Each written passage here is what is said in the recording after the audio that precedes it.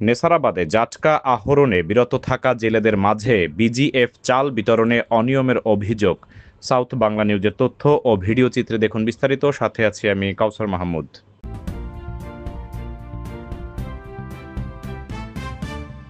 পিরোজপুরের নেসারাবাদে জাটকা আহরণে বিরত থাকা জেলেদের জন্য মানবিক সহায়তা কর্মসূচির আওতায় বিশেষ বিজিএফ খাদ্যশস্য বিতরণে ব্যাপক অনিয়মের খবর পাওয়া গেছে। বিজিএফ চাল বিতরণের আগেই ভুক্তভোগী দুজন জেলেকে দিয়ে সমস্ত মাস্টার রোল টিপসই নেওয়ার ঘটনা ঘটে। রোববার 16 মার্চ বিকেলে উপজেলার 5 নং জলাবাড়ি ইউনিয়নের ইদিলকাঠি বাজারে চাল বিতরণের সময় ওই ঘটনা ঘটে। জানা যায়, সরকারি নিয়ম অনুযায়ী 1 নভেম্বর থেকে 30 জুন পর্যন্ত 8 মাস 10 ইঞ্চির নিচে জাটকা আহরণ নিষিদ্ধ থাকে। এ সময় নদীতে ইলিশ আহরণে সম্পৃক্ত জেলেদের জীবিকা নির্বাহের জন্য ফেব্রুয়ারি ও মার্চ 2 মাসের বরাদ্দ হিসেবে প্রতিজনকে 80 কেজি করে চাল দেওয়া হয়।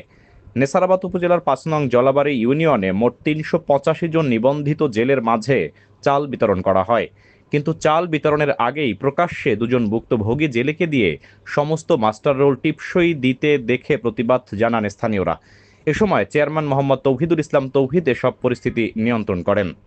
এলাকাবাসীরা জানান, নেসারাবাদ উপজেলা মৎস্যজীবী সমিতির সাধারণ সম্পাদক মোহাম্মদ তোফাজ্জল শেখ এবং জলাবাড়ি ইউনিয়ন পরিষদের চেয়ারম্যান মোহাম্মদ তৌহিদুল ইসলাম তৌহিদ জেলেদের জাটকা সংরক্ষণ বিশেষ বিজিএফ খাদ্যশস্য বিতরণে ব্যাপক অনিয়ম ও দুর্নীতির মাধ্যমে জাটকা আহরণে বিরত থাকা জেলেদের জন্য মানবিক সহায়তা কর্মসূচির চাল বিতরণের আগেই মাস্টার রোলে সই নিয়ে চাল আত্মসাৎ করেছেন।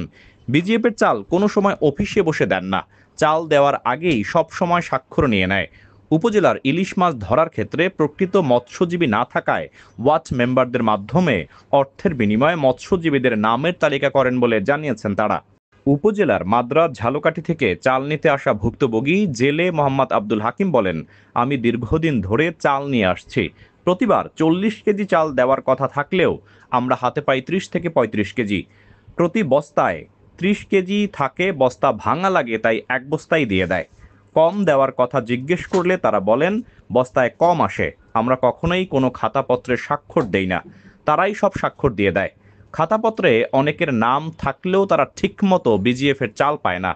এ বিষয়ে টিপসই দেওয়ার সময় মোহাম্মদ রিয়াদুল ও ইব্রাহিম জানান, বিগত সময়ে আমরা এভাবেই টিপসই দিয়েছিলাম। 385 জন জেলে এখানে উপস্থিত নেই, তাহলে মাস্টার রোলের সই কে দেবে? আমরা টিপসই দিয়ে প্রত্যেকের বাড়ি বাড়ি চাল পৌঁছে দেব। নেসারাবাদ উপজেলা মৎস্যজীবী সমিতির সাধারণ সম্পাদক মোহাম্মদ তোফাজ্জল শেখ জানান, আমি চাল দেওয়ার সময় ওখানে উপস্থিত ছিলাম। চাল দেওয়ার পূর্বেই মাস্টার রোলে সই দিতে দেখে তাদেরকে বারণ করেছি। সাদা কাগজে দুজন ব্যক্তি একাধিক সই দেওয়া ঠিক হয়নি। এ বিষয়ে জলাবাড়ি ইউনিয়ন পরিষদের চেয়ারম্যান মোহাম্মদ তৌহিদুল ইসলাম তৌহিদ বলেন, মৎস্যজীবীদের দেওয়া বিজিএফ এর চাল বিগত আমলেও এভাবেই বিতরণ করা হয়েছে। প্রত্যেক ওয়ার্ডে ওয়ার্ডে আমাদের লোক থাকে, তাদের মাধ্যমে বিতরণ করা হয়।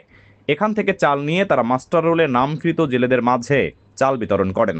এখন পর্যন্ত কোনো জেলে চাল পায়নি বলে আমার কাছে অভিযোগ করেনি।